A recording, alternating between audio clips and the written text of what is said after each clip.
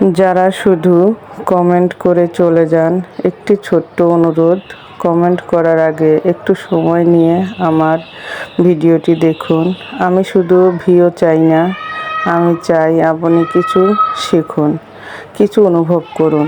আপনার 30 সেকেন্ড অথবা 60 সেকেন্ড সময় আপনার কাছে মূল্যবান নাও থাকতে পারে, কিন্তু আমার কাছে অনেক মূল্যবান এই সময়টা। আপনি যদি পুরো ভিডিওটা দেখেন তাহলে হয়তো কোনো একটা কিছু আমার ভিডিও থেকে শিখতে পারবেন, আর না দেখে চলে গেলেই অনেক কিছু হয়তো মিস করে গেলেন। তাই প্লিজ একটু সময় করে ভিডিওটি দেখুন, তারপর আপনার ভালোবাসা দিয়ে একটি ছোট্ট কমেন্ট করে যান। সেই কমেন্ট অনুযায়ী আমি আপনার পরিবারে চলে যাব ইনশাআল্লাহ। আসসালামু আলাইকুম আমার প্রিয় ভাই ও বোনেরা, দেশ ও দেশের বাহিরে যে যেখানেই আছেন সবাইকে জানাই আমার আন্তরিক শুভেচ্ছা।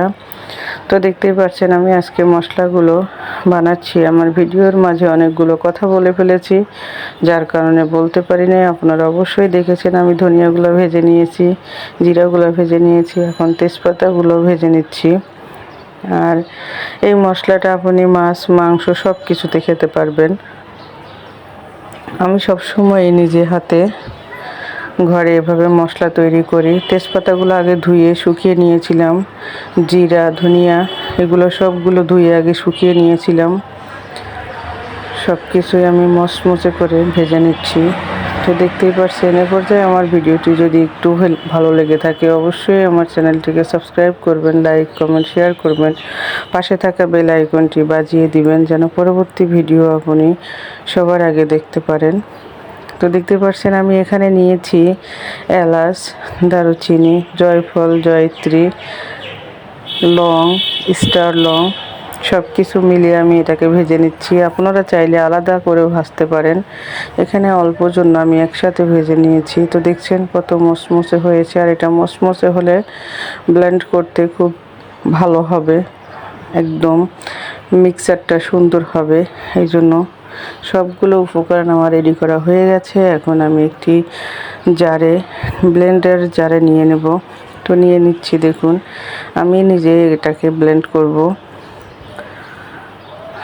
বাজারের মশলাগুলোতে হয়তো অনেক সময় অনেক কিছু মিক্সার থাকতে পারে, কিন্তু আপনি এভাবে হাতে যদি মশলা বানিয়ে ফেলেন ঘরে, অনেক স্বাস্থ্যসম্মত হবে আমি মনে করি।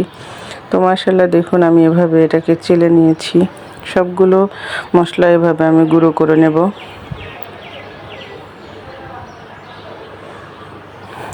আর যে আপু ভাইয়েরা আমার কমেন্ট করে চলে যান তাদেরকে আমি অসংখ্য ধন্যবাদ জানাই। অবশ্য তারা আমাকে একটি সুযোগ করে দেয় তাদের পরিবারে যাওয়ার জন্য। এই জন্য আমি অনেক খুশি হই। তাদের পরিবারে গিয়ে আমি অনেক কিছু ভিডিও দেখে শিখতে পারি। এই জন্য আমি আবারও তাদেরকে ধন্যবাদ জানাই। যারা সবসময় আমার ভিডিও দেখেন, ভালো ভালো কমেন্ট করেন বা সবসময় আমার সাথে থাকেন, তাদেরকে জানাই অসংখ্য ধন্যবাদ। তো মশলা বানিয়েছি আর রান্না করে দেখাবো না তা তো হয় না। আমি আজকে এটা খাসির মাথার মাংস নিয়েছি, এটাকে আমি আজকে রান্না করে দেখাবো। একটি সিক্রেট আছে, অনেক মানুষ খাসির মাংস একটু ঘ্রাণের জন্য খেতে চায় না, অন্যরকম একটা স্মেল আসে। এই স্মেলটা যেন না আসে এই জন্য আমি একটা টিপস ব্যবহার করব, সেটা ভিডিওর মাঝে দেখতে পাবেন। যদি স্কিপ করেন সেটাকে দেখতে পারবেন না। এই জন্য ভিডিওটি স্কিপ না করে দেখার অনুরোধ রইল সবাইকে। সবগুলো মশলা দিয়ে আমি এটাকে ভালো করে মেখে নেব। আমার হাতে বানানো মশলাটাও দিয়ে দিয়েছি। এভাবে আমি সবগুলো মশলা একসাথে দিয়ে কিছু সয়া সস দিয়ে দিলাম। এখন দিয়ে দিলাম তেল। এটাকে ভালো করে মিক্স করে নেব। কিছু সময়ের জন্য রেখে দেব, অন্ততপক্ষে আধা ঘন্টা। যে যতটুকু সময় বেশি রাখতে পারে তার জন্য বেশি ভালো হবে। তো দেখতেই পাচ্ছেন আমার মাখানো হয়ে গেছে। এখন দিয়ে দিলাম কিছু পেঁয়াজ বেরেস্তা। আর এই পেঁয়াজ বেরেস্তাটা অনেক সময় আগে মানুষ করে রাখতে পারে ঘরে, আমি অবশ্য একটু আগে করেছি। তো দেখতে পাচ্ছেন আমি এভাবে ঢেকে রেখে দিলাম। এখন আমি একটি মাটির কড়াই বসিয়ে দিয়েছি চুলায়। আমি এটা মাটির কড়াইতে রান্না করব, আর এই কড়াইটা আমার সবচেয়ে প্রিয়। আমি তেল গরম করে দিয়ে দিলাম। মাংসটি দিয়ে দিলাম। আর আমি পেঁয়াজ রসুন আস্তা দেওয়ার উদ্দেশ্য যে এটা যদি আমি কেটে বা বেশি কুচি করে দিতাম বা বেটে দিতাম তাহলে অনেকটা ঝোল ঘন হয়ে যেত, কষাতে অনেক ভালো হতো না, লেগে যেত। আর এখন এটা মাংসটা কষাতে কষাতে মশলাটাও কষানো হয়ে যাবে, পেঁয়াজ রসুনগুলোও সিদ্ধ হয়ে গলে যাবে। এটা আপনারা ট্রাই করে দেখবেন, রান্নাটা অনেক সুস্বাদু হয়, অনেক ভালো লাগে। আমি সব সময় এভাবেই রান্না করে থাকি।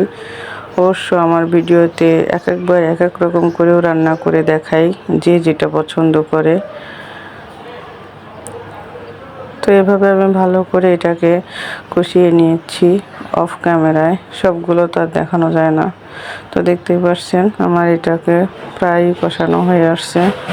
এখন যে সিক্রেটটা আমি বলবো সেটা হচ্ছে তেঁতুল। কয়েক টুকরা তেঁতুল আমি ভিজিয়ে রেখেছিলাম, ওইটার রসটা দিয়ে দিলাম, যার কারণে ওই যে একটা মানুষের যে স্মেলটার কারণে খেতে পারে না, ওইটা আর আসবে না। এই জন্য সুন্দর মনে হবে না যে এটা কোনো খাসির মাংস না গরুর মাংস, কেউ বুঝতেই পারবে না, খেতে পছন্দ করবে। তো এই পর্যায়ে দেখুন আমার রান্নাটা কত সুন্দর হয়েছে, মাশাআল্লাহ। সবাই যে যেখানেই থাকবেন সুস্থ থাকবেন, ভালো থাকবেন এই কামনা করি। আল্লাহ হাফেজ।